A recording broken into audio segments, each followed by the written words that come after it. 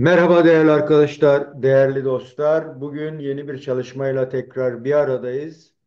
Bugün ele alacağımız konu Rojava Kürdistan'ında Kürtler Arası Ulusal Birlik Konferansı'na dair bir çalışma olacak. E, Girişte de konferansın açılışı Kürt Ulusal Marşı Ey Rakıp'le yapıldı. Biz bugün bu konferans neden önemli ve önemsenmesi gerekiyor ve bu konferansa dair sonuç bildirgesinden bir okuma yaparak çalışmamızı sürdüreceğiz. Neden bugün Rojava'da Kürtler arası bu konferansın e, yapılmış olması önemli ve hangi aşamalarda e, buraya geldiği tarihsel arka planına da biraz bakarak ve sözleşmede ortaya çıkan sonuç bildirgesini de iki aşamalı sonuç bildirgesi. Birisi Rojava Kürdistan'ına ve Kürt ortaklaşmasının getirmiş olduğu beklentiler ve Suriye geneline ilişkin beklentiler. Böyle bakıldığında da bu konferansın yapılma süreci, kimler katıldığı, nasıl gerçekleştiği ve bunun sonucunda neler olabilirine bakmaya çalışalım. Şöyle ki Kürtler arası birlik belki de son 100 yılın en önemli sorunlarından biri. E, Gerek Birinci Dünya Savaşı sonrasında ve sonraki gelişmelerde bir türlü ortaklaşamadıkları, mücadelelerini bir araya getiremedikleri, dolayısıyla da uluslararası arenada e, toplumlar içerisinde kendilerine bir alan açamamaları sonucunda karşılaştıkları sorunlar vardı.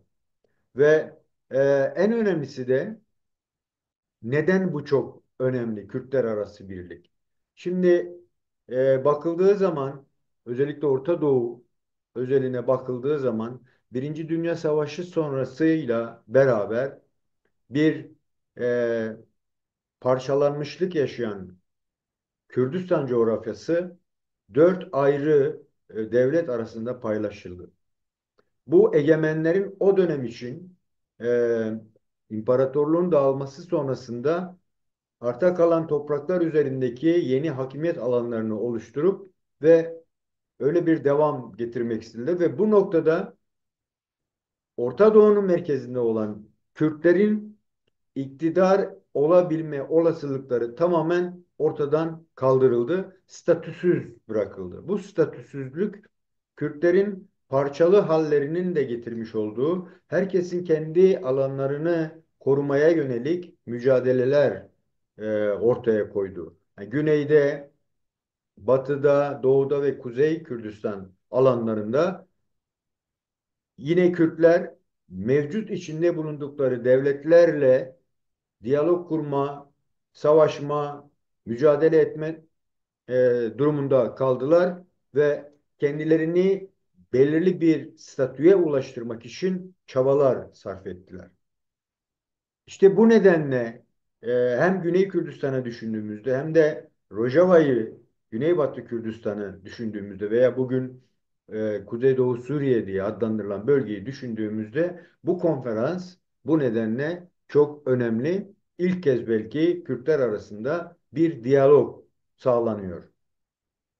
Aynı zamanda e, bunun çok önemli olmasının başka gerekçesi de var.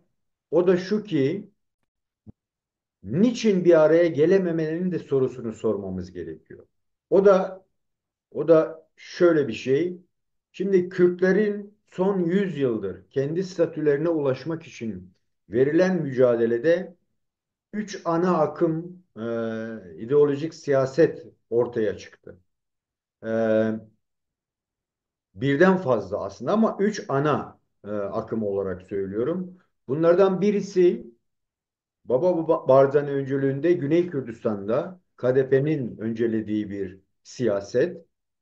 İkincisi yine Güney Kürdistan siyasetine bağlı olarak KDP'den ayrılıp Yeneke'yi kuran e, Mam Celal'le başlayan bir siyaset ve üçüncüsü de son 50 yıllık bir mücadele sürdüren PKK öncülüğünde sürdürülen ideolojik ve mücadele.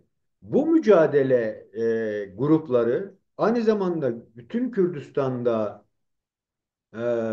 kendilerini var etmenin de zeminlerini oluşturmaya çalıştılar. Çünkü aynı halklarda ama aralarındaki sınırlara rağmen bu bölünmüşlük, bu kopuk yaşam bir şekilde korunabiliyordu. Her ne kadar alan koruma düşüncesi olsa da.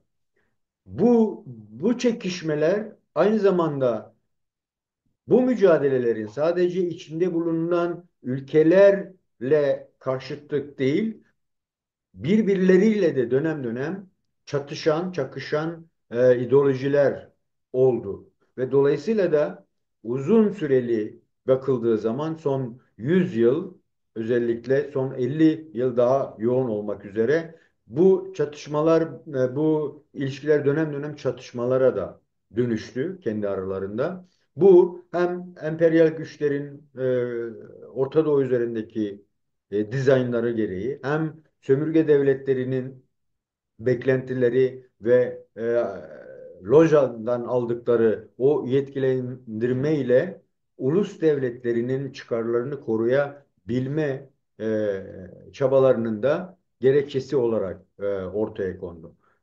Bu nedenle ilk kez belki Kürtler arasında bir e, birlik sağlanma, ortaklaşma ve bulundurulan alanlarda artık çatışmalı süreçlerin dışında gerçekten de bir olgu olarak, bir sosyoloji olarak Kürtlerin kendi aralarında anlaşıp çalışmalarını ve statü edinme olanaklarını siyasete dökmeleri ve siyasi rekabetle bunu olgunlaştırmaya gittiği için çok önemli bir konferans bu.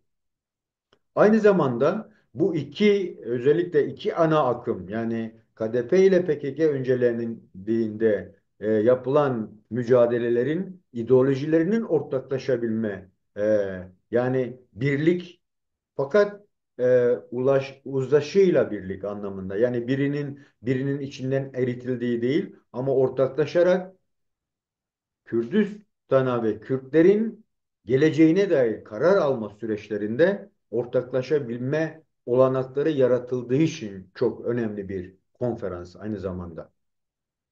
Ve yine de unutmamak gerekiyor.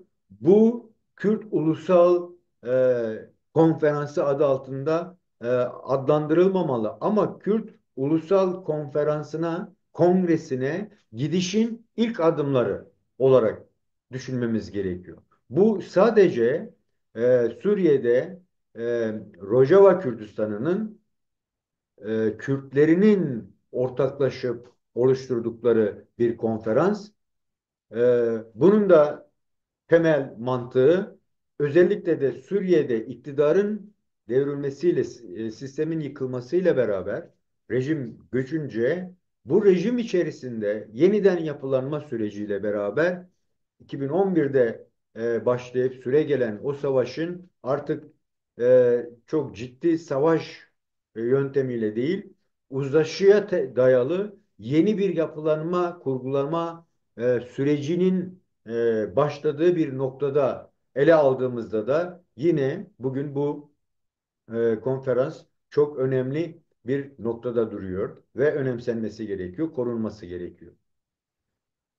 Bunun yanı sıra özellikle de gerek Türkiye'nin gerek Irak hükümetini ve gerek şu an henüz netleşmemesine rağmen geçici olarak kurgulanmış olan Şam yönetiminin bütün beklentileri aslında Suriye'nin sınırlarının değişmeksizin ve yine eskisi gibi tekçi ulus devlet temelli ve özellikle de hem milliyetçi hem de e, öncelenen bir şey durumunun e, dinsel ağırlıklı da olan bir hükmetme kararlamasına gidildiği ve bu noktada da Kuzeydoğu Suriye'de e, yaşayan birlik buna karşı çıktı. Yeni anayasa oluşturuldu. O anayasaya karşı kondu.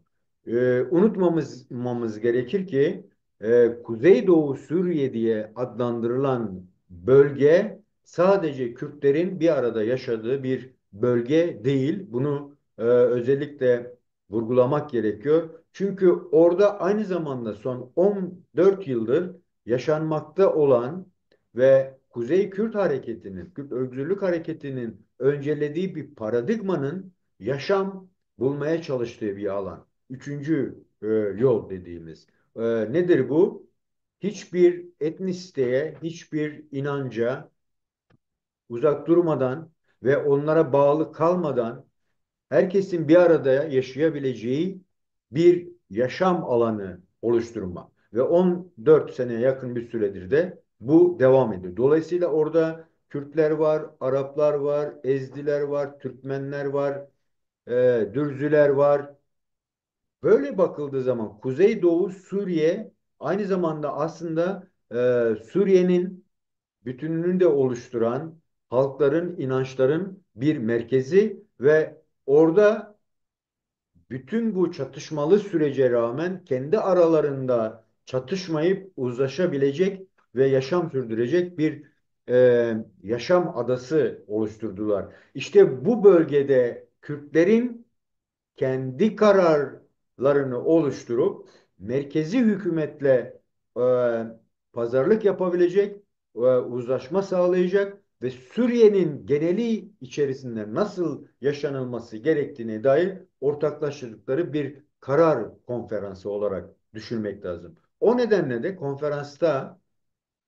konferansın özellikle e, sonuç bildirgesi iki alan üzerinde gerçekleşti. Bunlardan birisi Kuzeydoğu Suriye'de yani Rojava Kürdistan'ında yaşayan Kürtlerin kendileri için talepleri ve e, tekçi bir devlet olmaması gereken federal bir yapı oluşturabilecek Suriye'nin de gelecekte nasıl olması gerektiğine dair düşüncelerinin açıklandığı genel Suriye'ye dair bir e, program açıklaması yapıldı. Bu nedenle de bu konferans yine bu boyutuyla da çok önemli. Ben bugün bu çalışmada özellikle de sadece bu sonuç bildirgelerini sizlerle paylaşıp programı sonlandırmaya çalışacağım. Bu nedenle özellikle önce konferans sonucunda oluşturulan e, sonuç bildirgelerinden önce Rojava Kürdistanı için Kürtlerin neleri dillendirdiğine bakarak onları e, sizlerle paylaşacağım. Değerli arkadaşlar, sonuç bildirgesinde ortaya çıkan ve Kürt ulusal alanı için e, sonuç bildirgesinde alan maddeler 11 madde ayarlanmış ve burada birinci maddede Kürt bölgelerinin federal bir Suriye çatısı altında bütünleşik bir siyasi ve idari birim olarak birleştirilmesi. Kürt halkının Suriye'deki ulusal varlığını yerli bir halk olarak tanımak, siyasi, kültürel ve idari haklarını özgür ve eşit bir şekilde kullanma hakkı da dahil olmak üzere uluslararası antlaşma ve sözleşmeler uyarınca ulusal haklarını anayasal olarak güvenceye almak. Üçüncüsü Suriye devriminin şehitleri, Demokratik Suriye güçleri, KSD dediğimiz güvenlik güçleri, zindanlarda yaşamını yitiren tutuklular ile DAEŞ katliamlarına karşı direnişte şehit olanların fedakarlıklarını takdir ederek ailelerine destek olmak ve yasal düzenlemeler uyarınca haklarını garanti altına almak. Dördüncü olarak gençliğin toplumda etkin bir güç olarak görülmesi, tüm devlet kurumlarına adil katılımı ve temsili sağlanmalı. Beşinci olarak Kürtçenin ülkede Arapça ile birlikte resmi dil olarak anayasada tanınması, Kürtçe eğitim ve öğrenimin sağlanması. Altıncı olarak Kürt dili, tarihi mirası ve kültürü ile merkezler ve bölümler kurmak, Kürtçe yayın yapan radyo ve televizyon kanalları gibi medya merkezleri açmak, kitap, dergi ve yayınlar çıkarmak ve araştırma merkezleri açmak. Yedinci olarak Kürtlerin devletin yasama, yargı, yürütme ve güvenlik kurumlarına katılımını sağlamak. Sekizinci olarak 21 Mart'ın Nevroz olarak ülkede resmi tatil kabul edilmesi ve 12 Mart'ın ise Kamışlo Serhıllan'ı anma günü olarak kabul edilmesi. Dokuzuncu, Kürtlere karşı uygulanan Arap Kuşağı projesi ve Kürt bölgelerindeki Araplaştırma operasyonları gibi tüm istisnai politikalar, önlemler ve yasalar iptal edilmeli. Bu ayrımcı politikalardan zarar görenlere tazminat ödenmeli. Bu politikalar uygulanmadan önceki duruma dönülmeli. Suriye'nin egemenliğini ve Kürtlerin varlığını etkileyen gizli ve kamuya açık antlaşmalar iptal edilmelidir. Aynı şekilde 10. maddede 1962 yılındaki istisnai nüfus sayımı sonucu vatandaşlıktan çıkarılan ve isimleri kayıt altına alınmayan Kürt vatandaşlara Suriye vatandaşlıklarını iade edilmeli. 11. olarak Kürt bölgelerinin altyapısının geliştirilmesi ve geçmiş dönemlerde kasıtlı olarak dışlanması ve ihmal edilmesi nedeniyle zenginliklerinden elde edilen gelirlerin bir yüzdesinin kalkınma ve yeniden inşa çalışmalarına ayrılması. Aynı zamanda konferans sonuç bildirgesinde sadece Kuzeydoğu Suriye veya Rojava Kürdistan'ını kapsayan bu maddelerin dışında bir de Suriye'nin geleceğine dair beklentiler. Çünkü konferans sonucunda Suriye genel alanı için Kürtler, Rojava'daki Kürtler bu durumu nasıl görmeye çalışıyor ve gelecekte ortaklaşabilmek için hangi konular üzerinde tartışılabilir ve görüş birliğine varılabilirin sonuç bildirgesi olarak ele aldığımızda neler söylenmiş ona bakacağız değerli arkadaşlar. Suriye gelen alanı için bir, Suriye Araplar, Kürtler, Süryaniler, Asuriler, Çerkesler ve Türkmenler ile Aleviler, Dürziler, Ezdiler ve Hristiyanların da dahil olmak üzere tüm Suriye bileşenlerinin haklarını anayasada ve anayasal üstü ilkelerle garantiye alan çok uluslu, çok kültürlü, çok dinli ve farklı inançları içinde barındıran bir devlettir. İkincisi, devlet uluslararası sözleşmelere ve anlaşmalara, insan haklarına ve eşit yurttaşlık ilkesine uymalıdır. 3.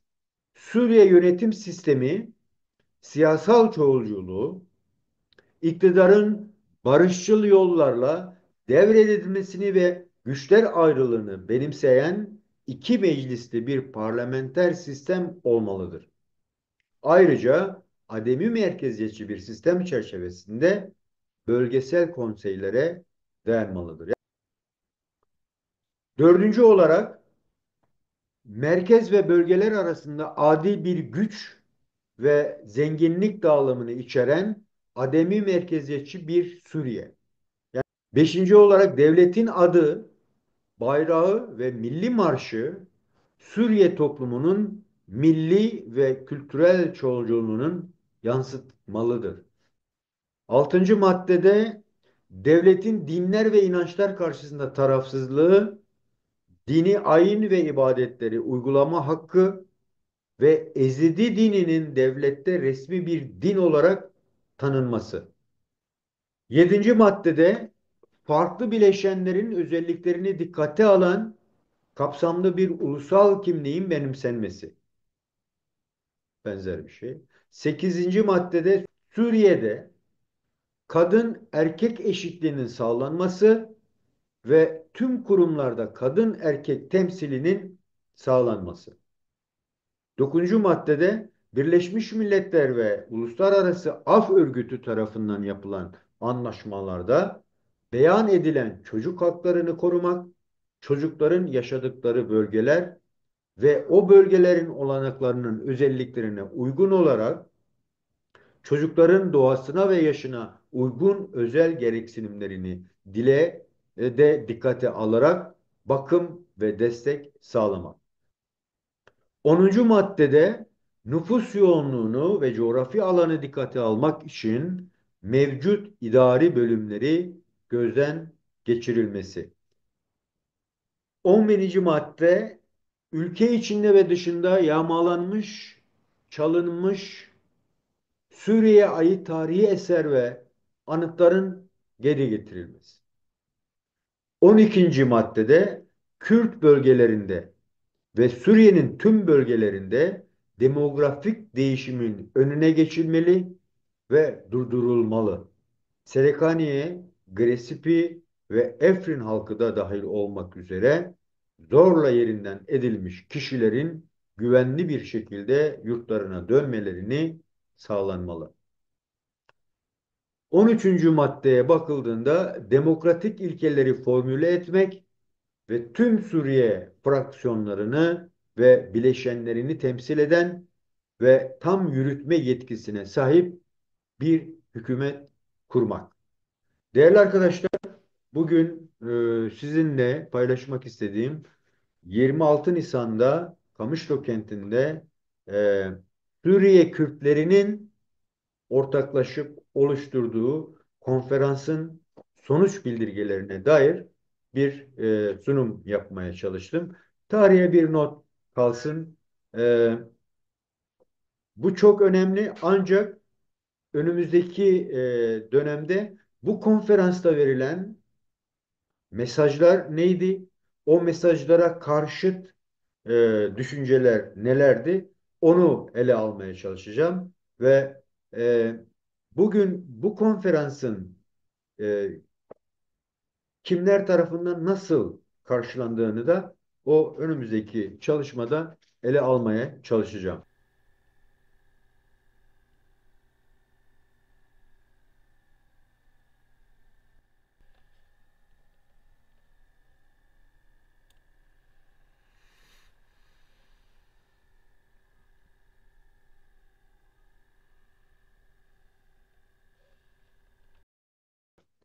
E, Bu vesileyle bugünkü çalışmayı sonlandırıyorum.